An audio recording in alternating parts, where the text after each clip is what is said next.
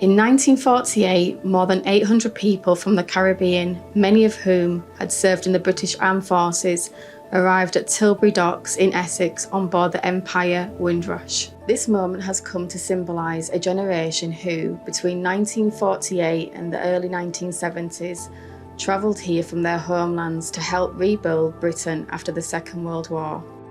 They made their lives here, but in 2017, shocking stories began to hit the headlines. It emerged that the authorities had not kept records of those given permission to stay. As a result of the Conservative government's policy of creating a hostile environment for migrants, people who had lived and worked and contributed to this country for their entire lives were being wrongly deported. People found themselves suddenly unable to work, unable to access healthcare and housing and basic services. In some cases, they were forced to leave when their homes and families and hearts were here in the UK. This has become known as the Windrush scandal. In 2018, the government was forced to launch the Windrush scheme. This enabled the people affected who settled in the UK but through no fault of their own don't have the documents to prove their British identity to apply for recognition of their existing right to live and work in the UK. The Windrush story is about the working class who built this country, both the workers who arrived on the ships, like the Windrush, and the working communities that they became part of. This is the story of Unite member Ian Halstead and his friend Femi Williams. Go on, I'll go first. I'm Ian Halstead. I've been a union member since 1978. Femi Williams. I refer to Dwayne because Femi seemed to be a difficult name for people to pronounce, so I took that name on myself. The only name I do know, probably is the most original, will be Femi. Williams was given to me by the people that brought me into the country illegally, with no passport, no birth certificate. So if you can do the maths, you'll find out how difficult it has been to live in the UK for as long as I have. I was brought in 78 when you're a new member of the union. Yeah. I was barely 4 years old. I was enslaved. The word that you guys use for someone like me would be trafficked into the country and sent to different aunties and uncles, cleaned, cooked, beaten. I used to have a bell. People would ring a bell for me. I wouldn't see them. And they're my own people, so to speak. So if you wanted a tray of food, I could prepare this for you by the age of, I was probably about 7 or 8. Now you'd think that's ridiculous. But when there's heavy discipline and abuse, rather than receiving that discipline and abuse, you learn quickly. And then when I came out here, I think I went to a trip to Blackpool, a school trip to Blackpool, and I got lost because I stayed on the Dodgems far too long, and everybody had to alight at the coach at a specific time. And because I was on the Dodgems for far too long here, because I love kind of that escapism sort of thing. I was, I think, 2 minutes late, they took the coach away. I think it was barely 10. And I walked all around Blackpool Pleasure Beach, and I saw these 2 young women. And I asked them, excuse me, because the place, I was in the Boys Brigade. So the last place I remember was a tent area. And I said to these 2 ladies, I said, do you know where this tent area is? And they had told me, yes, it's round the corner and up the tree. So weirdly, I'm going to say this, but I actually went round the corner to look for a tree. That's when was possibly the first time I felt possibly direct racism to a child who was clearly lost. I was then sent home on the train on my own at that age by a white guardian who was a Boys Brigade. You know? So all of these things started early. Stop and search, you couldn't imagine how many times I've done stop and search in London. I came to Hull University because I wanted to do a law degree. I was never to know that because of who I am, no mum, no dad, no passport, no birth certificate, the university isn't a charity. Even though I've gone through a school system, a point where I need to better myself. I've been told that I'm black, got no papers, she can't do anything. That is so confusing. I don't know how you feel about it because you've never had to experience it, but this side of the pot, I'm like, whoa, I have no choice in this. First of all, I'm trafficked. Secondly, I'm enslaved. I then escape and come to try and educate myself. I was going to do marine law, as there's 70% water in the world, so I wouldn't be out of water. I mean, out of water and work. But your system tells me again, you've got no papers, who's your mum and dad? Even at this age, I'm a dad of 3, and you're still asking me, who's your mum and dad? That's absurd. Well, I did exercise in the Home Office that this, for a long while, though, I had to do jobs that I would deem unsavoury. I've always been privy to because of no ID. And when it did come to a point, if I jumped the hurdle or the fence of the ID obstacle, it would always come back to me. Every job has a thing called, and place of work has a thing called auditing. They'll come to the place of work and say, well, how many people do you have that are actually legally allowed to work here? Of course, no one wants to pay a sum of 40,000 or 100,000 to employ someone of illegal status, so I moved. And I got used to this. So as much as I thought I was climbing up the professional ladder or career ladder, I could never. Just because of that simplistic occurrence that happens every year. So it'd be a 6 to 9 months employment and then I'm removed. I could see this coming. I could even synchronise my watch by it because that's just how it works. So the hate campaign that the Home Office had instilled has been around since I've been aware that I'm an illegal alien, because that's the word that I was titled, an illegal alien. So the Windrush has somewhat removed that title from me, where I don't feel like I'm an alien, even though the only aliens I know have got like 6 eyes and tentacles going around the place. But ultimately, I'm an illegal alien. That title itself offended me for years. I was part of a magistrates union. 11 members of staff were racist to me. The magistrates told me to leave, to ask me to sign a disclosure. And I was far too young to see this. And of course, to sign a disclosure then tells me just how severe it was.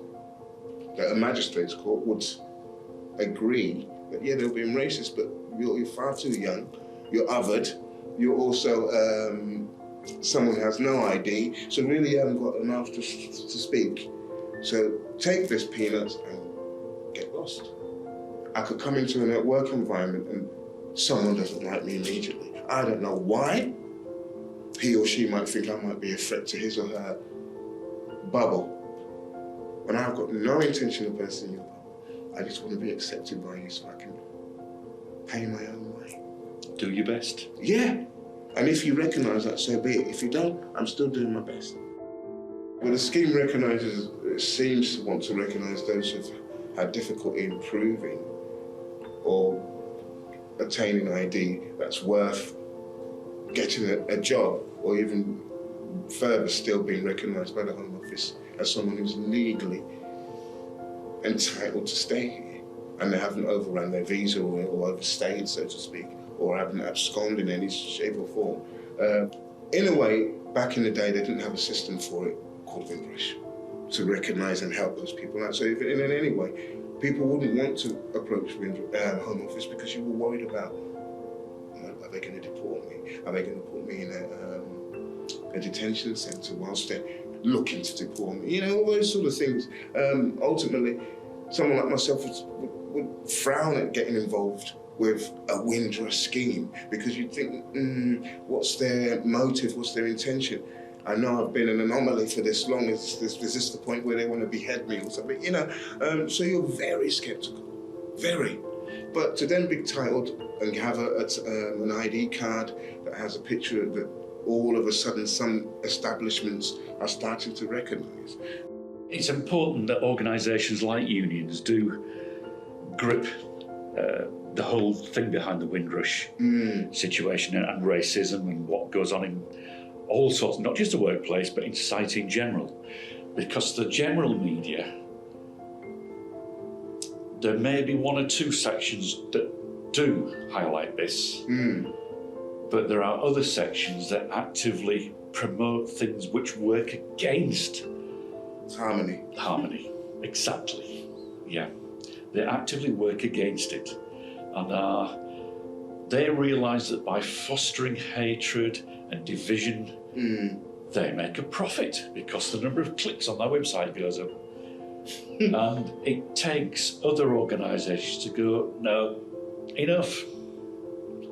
And there aren't that many around, which is why it's so important for unions to grasp this while they can. So for the Windrush scheme to almost emboss me with their insignia of, like, we know who you are, we know that you've been here for ages, we also know that you struggle to always find opportunity. And because of that, we're going to try and compensate you in the only way we think befits the situation, but it doesn't. Because what my approach to them was, look, if you're going to think about the 25 odd years that you've made me not be able to work properly and provide for me and my children, then the basic would be, if I was earning £12,000 25 years ago, you'd have to times that by 25 in order to appease my conscience that, yes, I was fit and able to work, but you had a system that would never allow me to do so. So this Windrush in itself, fine, as I said, it's given me an insignia of, like, Windrush cohort, so it's not that I physically was on the bus, excuse me, German, you know, the boat, but ultimately it's given me that recognition that, yes, you're part of that belt of people that we try to systematically destroy. Of, well, let's give them something, is how I feel. It doesn't gather any of the decades that I've been in this way where it's difficult to gain employment. The lack of ID that I do have is never adequate. So because I don't have that adequacy, treated like, or felt to be othered. Well, it's him. He doesn't fully have all the ID, but he's brilliant at his job. But he doesn't fully have the ID. So keep it at a distance, and that's how I felt everywhere. It's almost like they enjoy putting obstacles in your way. Yes, they do. Either through design or the bureaucracy policy, or a combination of both. Yes. Rather than recognising that you have talents to offer and, oh, right, well, if we can sort this gentleman out, he can look after himself, he can look after his family and contribute to society at large. That should actually be quite evident to anyone looking, whether they're interested in this field or not. They can see that this gentleman with no tools in our system, and I call it our because I've been here long enough to call myself British, in our system, to have someone living in this manner is completely wrong. Really gets my goat is the fact that the Home Office officially recognise you, you're on their books, they know exactly what your situation is. They've always been. Have they given you any compensation? No. You've been waiting for years. And I wish what the Windrush scheme would have teams of people who can evaluate that. It's the glacial pace of it, isn't it? Yeah. It just doesn't move. No, not quick enough for someone who needs to be active. I've got 3 children. I'm their sole earner in anything, even though I can't physically work. But your system will other me and give me disability. I don't know if anyone's old enough who's watching this, but if you ever used to watch The Twilight Zone, there'd be this music, opening scene music, that's where I think I've constantly been in the Twilight Zone, because I've been to primary school, middle school, secondary school, and university, and yet you still challenge me. Ultimately, I would want to work, put my best foot forward at every instance, but this is where I am. Which I think is absolutely appalling. If the Windrush system is set out properly for what it says it should be, then someone like me is a straightforward situation. Do you want to My daughter and his children went to the same school. It was primarily through Phoenix, your son. And I just spotted him in the playground. I thought, he looks an interesting guy. Because I was watching how you were talking to people. He looks like he's got a good sense of humour. Oh, you have to. So I just went over, introduced myself, and that was it. Yes. Yeah. And we've been inseparable ever since, really. Yeah. So the little friendships and times that I have someone like this gentleman here are well and truly treasured. Thank you. You know they are, Ian, because Yeah. ultimately I've been burnt 1,000,001 times. All I know is to love and get love back. If you don't love me, then I stay there away. But if you do, I'll give you love back. My name means love. My African name, not Dwayne. Yeah, Dwayne's story really matters in the sense that there are very few avenues where people can actually push back. Yet you can argue till you're blue in the face with the Home Office, and you may make a few tiny incremental advances.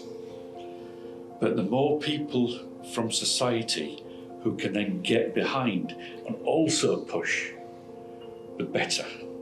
And that takes everything from hopefully friends trying to help to thousands of people in an organisation also pushing.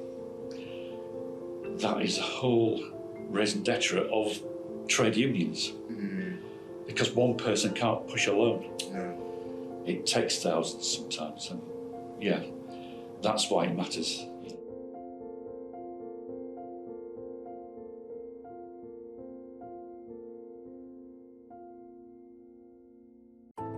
We would like to give thanks to everyone involved in this project, including Lisa, George and Dolores Crawford, Femi Dwayne Williams, Ian Halstead, Tom Gardner, Katrina Taylor, and the North East Yorkshire and the Humber BAEM Committee. You can find out more about Unite's work on equality on our website,